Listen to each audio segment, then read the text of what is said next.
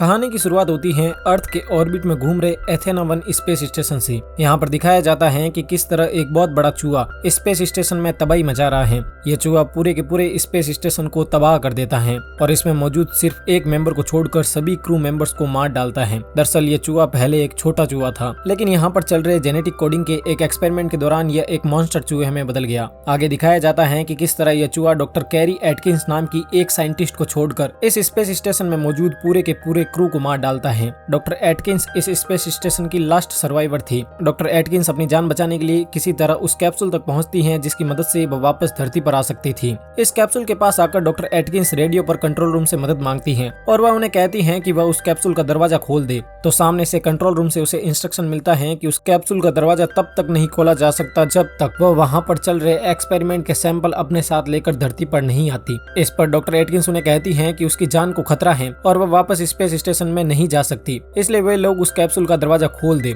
लेकिन control room में उसकी एक नहीं सुनी जाती है और मजबूरी में डॉक्टर एटकिंस को दोबारा स्पेस स्टेशन में जाना पड़ता है। डॉक्टर एटकिंस अब एक बार फिर किसी तरह उन सैंपल्स तक पहुंच जाती हैं, लेकिन जैसे ही वह सैंपल इकट्ठा करने लगती हैं, वैसे ही उसके पीछे वह बड़ा चूहा आ जाता है। यहाँ पर डॉक्टर एटकिंस को पता चलता है कि कुछ ही देर में इस स्पेस स्टेशन में एक ब्लास्ट होने वाला है, जिससे यहाँ पर मौजूद सब कुछ खत्म हो जाएगा। डॉक्टर एटकिंस किसी तरह से वहां से सैंपल इकट्ठे करके अपनी जान बचाकर उस कैप्सूल तक पहुंचती हैं और कैप्सूल का दरवाजा खोलकर उस कैप्सूल में एंटर हो जाती हैं। वह बड़ा चूहा भी उसके पीछे कैप्सूल तक आ जाता है और यहाँ पर आकर वह उसे कैप्सूल का डोर तोड़ने की कोशिश करता है, लेकिन वह जैसे ही इस कैप्सूल का डोर तोड़ने वाला था कि डॉक्टर एटकिंस उस कैप्सूल की मदद से वहां से निकल जाती हैं। डॉक्टर एटकिंस के वहां से निकलते ही उसके पीछे स्पेस स्टेशन में एक बहुत बड़ा ब्लास्ट होता है और वहां पर मौजूद सब कुछ खत्म हो जाता है। डॉक्टर एटकिंस उस स्पेस स्टेशन से तो सुरक्षित रूप से निकल जाती हैं, लेकिन जैसे ही वह पृथ्वी के एटमॉस्फेयर में एंटर होती है, उसका स्पेसक्राफ्ट भी आग पकड़ लेता है और ब्लास्ट हो जाता है। इस ब्लास्ट में वह डॉक्टर मारी जाती है। अब डॉक्टर एटकिंस के मरने के बाद हमें फिल्म के अगले सीन में San Diego wild life sanctuary का एक दृश्य दिखाया जाता है। यहाँ पर हमें डेविस ओकोई यानी द रॉक से इंट्रोड्यूस करवाया जाता है। डेविस पहले यूएस मिलिट्री में एक सोल्जर था, लेकिन अब वह यहाँ पर एक गोरिल्ला ट्रेनर का काम करता है। डेविस जिस वाइल्ड लाइफ सेंचुरी में काम करता है, उसी वाइल्ड लाइफ सेंचुरी में एक जॉर्ज नाम का एल्बिनो प्रजाति का गोरिल्ला भी होता है। जॉर्ज अपनी प्रजाति का आखिरी बचा हुआ गोरिल्ला था। डेविस अपने जूनियर्स को उस वाइल्ड लाइफ सेंचुरी में ले जाता है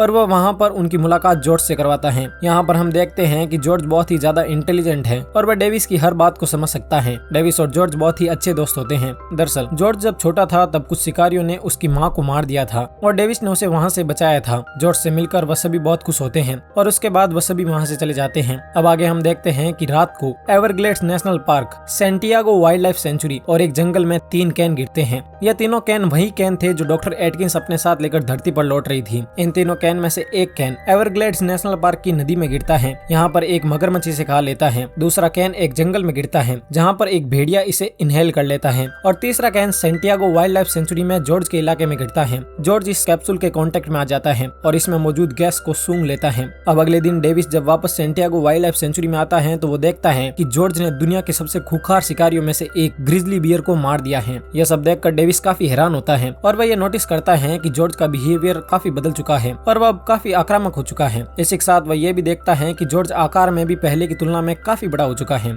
यहाँ पर डेविस किसी तरह जॉर्ज को शांत करता है और उसे एक बड़े पिंजरे में बंद कर देता है। इसके बाद डेविस जॉर्ज की टेरिटरी में जाता है। वहाँ पर उसे वह कैन भी मिल जाता है जिसके कांटेक्ट में जॉर्ज आया था। अब अगले सीन में हम एनर्जीन कंपनी की सीईओ और उसके भाई को देखते हैं। एनर्जीन कंपनी वही कंपनी थी जो ये डीएनए टेस्टिंग करवा रही थी और मूवी की शुरुआत में हमें जो स्पेस स्टेशन दिखाया जाता है वह इसी कंपनी का स्पेस स्टेशन था। यहाँ पर हमें दिखाया जाता है कि इस कंपनी की सीईओ क्लेयर अपने भाई को कहती है कि डॉक्टर एटकिंस अपने साथ जो डीएनए सैंपल्स के कैन ला रही थी वो किसी भी धमाके को सहन कर सकते हैं, इसलिए वे कैन अभी भी सुरक्षित हैं और हमें कैसे भी करके उन कैन्स को ढूंढना होगा। अब यहाँ पर क्लेयर अपनी एक टीम को उस जंगल में भेजती हैं जहाँ पर उन तीनों कैन में से एक कैन गिरा था। अब अगली सुबह हम देखते हैं कि डेविस और उसके साथी नेल्सन के बीच कुछ आर्ग्यूमेंट्स हो रहे हैं। नेल्सन डेविस को कहता है कि वह जॉर्ज के बारे में सरकार को बता दे, लेकिन डेविस जॉर्ज के बारे में सरकार को बताने से मना कर देता है। डेविस उससे कहता है कि वह प्रोटोकॉल के हिसाब से जॉर्ज को सबसे अलग रख रहे हैं, इसलिए उन्हें सरकार को बताने की कोई जरूरत नहीं है। लेकिन नेल्सन बार बार यही कहता है कि उन्हें सरकार को बता देना चाहिए।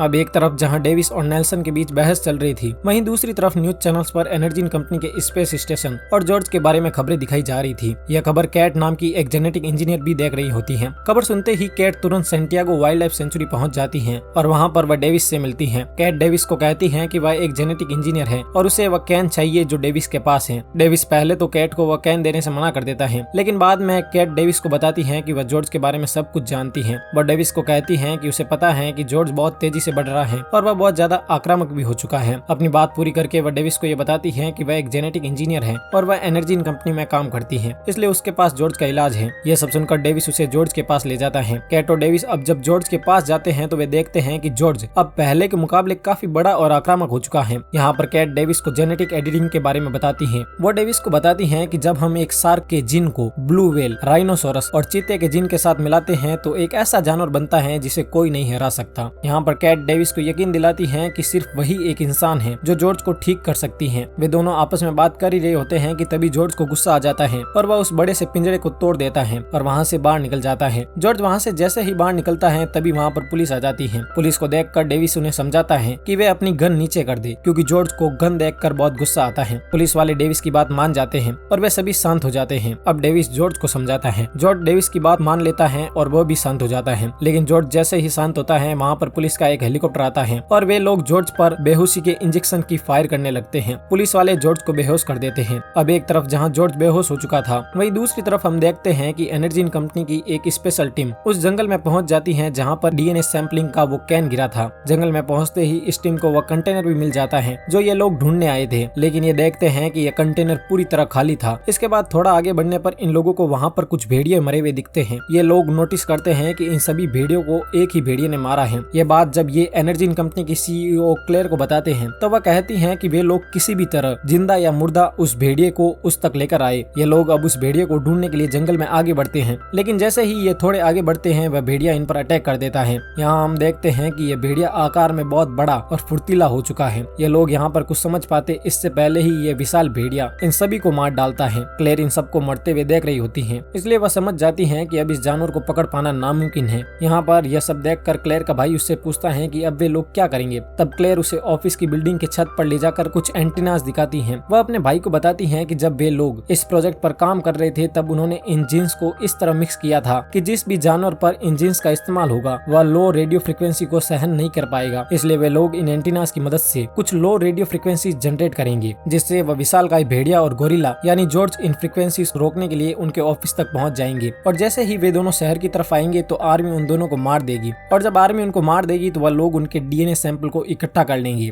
अब एक तरफ जहाँ क्लेयर और उसका भाई एक खतरनाक प्लान बना रहे होते हैं, वहीं दूसरी तरफ कैट और डेविस को पुलिस अरेस्ट कर लेती है। पुलिस इन दोनों को एक गवर्नमेंट एजेंसी को सौंप देती है। ये गवर्नमेंट एजेंसी जॉर्ज और इन दोनों को एक प्लेन के थ्रू किसी दूसरे शहर ले जाने की तैयारी कर रहे होते हैं। ये लोग जब प्लेन के थ्रू जाने की तैयारी कर रहे होते हैं तभी यहाँ पर इनकी मुलाकात एजेंट हार्वे रसल से होती है। एजेंट रसल को लग रहा था कि ये दोनों जॉर्ज पर कुछ एक्सपेरिमेंट कर रहे थे और इन्हीं के कारण जॉर्ज की ये हालत हुई है। ये दोनों इस एजेंट को समझाते हैं कि जॉर्ज को प्लेन के थ्रू ले जाना काफी रिस्की हो सकता है, लेकिन ये एजेंट इनकी एक नहीं सुनता है। अब ये लोग जब प्लेन में होते हैं तो वहाँ पर ये एजेंट इन दोनों को उस विशाल भेड़िए के बारे में बताता है और डेविस को कैट के बारे में बताता है। यहाँ पर डेविस को पता चलता है कि कैट को एनर्जीन से 2 साल पहले ही निकाला जा चुका है और कैट एनर्जीन से हार्ड डिस्क चुराने के आरोप में 13 महीने जेल भी रह चुकी है। अब डेविस कैट से पूछता है कि क्या वह जॉर्ज का इलाज कर सकती है। तब कैट डेविस को कहती है कि वह जॉर्ज का इलाज नहीं कर सकती है। यह सब सुनकर डेविस बहुत ज्यादा निराश हो जाता है। अब ये लोग जब प्लेन में होते हैं तभी एनर्जीन कंपनी की सीईओ क्लेयर सभी रेडियो फ्रिक्वेंसीज को ऑन कर देती है। क्लेयर के रेडियो फ्रिक्वेंसी ऑन करते ही हम देखते हैं कि जो विशाल भेड़िया और मगरमच्छ शहर से बहुत दूर थे वे शहर की तरफ बढ़ने लगे हैं। इन रेडियो फ्रिक्वेंसीज के कारण अब तक जो जॉर्ज बेहोश था वह भी होश में आ जाता है। होश में आते ही जॉर्ज प्लेन में भारी तबाही मचाता है और प्लेन को क्रैश करवा देता है। डेविस, डॉक्टर कैट और एजेंट रसल तो प्लेन के क्रैश होने से पहले ही पैराशूट की मदद से बाहर कूद जाते हैं, लेकिन प्लेन में मौजूद बाकी सभी लोग मारे जाते हैं। यहाँ पर डेविस को लगता है कि जॉर्ज इस क्रैश में मारा जा चुका है, लेकिन जब वे लोग क्रैश की जगह के आसपास खोजबीन करते हैं तो उन्हें पता चलता है कि जॉर्ज अब भी जिंदा है। यहाँ पर डेविस कैट से बहुत ज्यादा नाराज होता है, इसलिए कैट उसे अपनी कहानी बताती है। कैट उसे बताती है कि जब उसने कॉलेज कर लिया तब उसका भाई काफी बीमार था।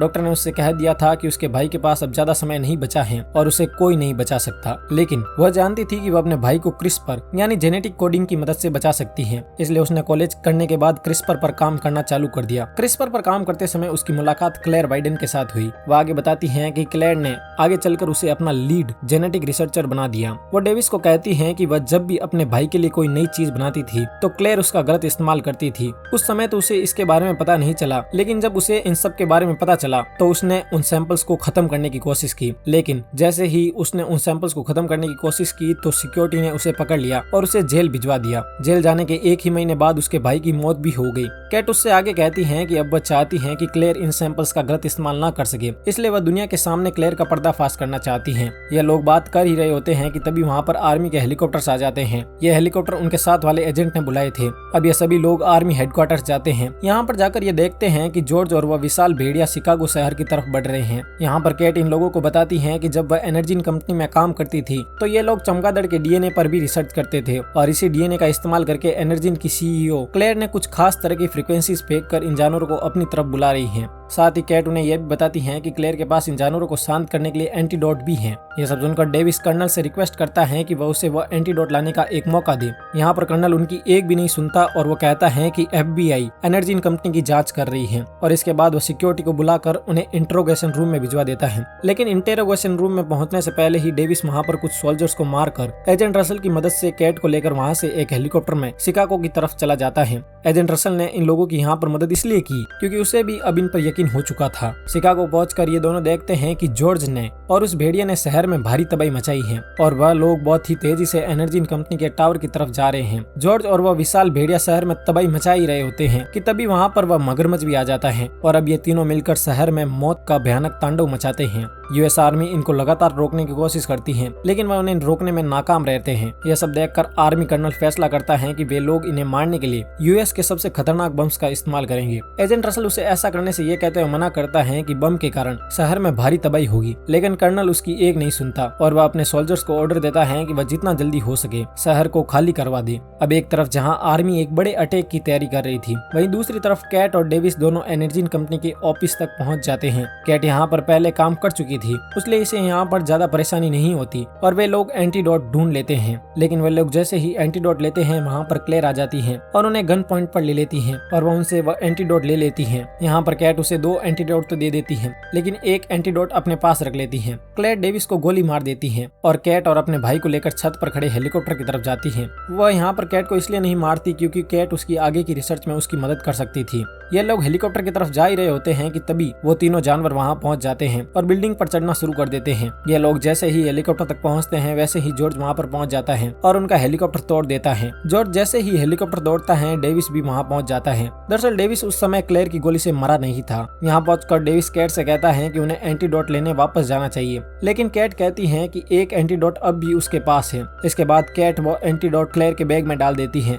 और क्लेयर को जॉर्ज की तरफ धक्का दे देती है। जॉर्ज क्लेयर को निगल लेता है। कैट उसे बताती है कि एंटीडोट का इस्तेमाल 10 मिनट बाद होगा। दरअसल डेविस का यह प्लान था कि अगर एक बार जॉर्ज शांत हो गया तो वह उसकी मदद से क्रोकोडाइल और वल्फ को हरा सकता है। अब हम देखते हैं कि क्लेयर के मरने के बाद उसका भाई उनके रिसर्च के चूहे लेकर वहाँ से भाग रहा होता है, लेकिन तभी वहाँ पर एजेंट रसल आ जाता है और वह उसे रोक देता है। वह उससे वह चूहे ले लेता है और उसे छोड़ देता है, लेकिन क्लेयर का भाई जैसे ही बिल्डिंग से बाहर निकलता है वैसे ही उस पर मलबे का एक बड़ा टुकड़ा गिरता है और वह मर जाता है। अब ये तीनों जानवर टावर के टॉप पर चढ़ चुके थे और इन तीनों के कारण ये पूरा टावर तबाह हो चुका था। टावर के पूरी तरह क्रैश होने से पहले कैट और डेविस एक टूटे हुए हेलीकॉप्टर की मदद से किसी तरह से वहाँ से निकल जाते हैं। अब वे तीनों जानवर उस बिल्डिंग के मलबे के नीचे दब जाते हैं, लेकिन वे तीनों ही मरते नहीं है। जॉर्ज सबसे पहले मलबे से बाहर निकलता है। अब जॉर्ज पर एंटीडोट का असर हो चुका था और वह पहले की तरह शांत हो चुका था। अब क्रोकोडाइल और भेड़िया भी मलबे से बाहर निकल जाते हैं। यहाँ पर इन तीनों के बीच घमासान लड़ाई होती है और क्रोकोडाइल भेड़िए को मार देता है। क्रोकोडाइल इन तीनों में सबसे ज्यादा पावरफुल था।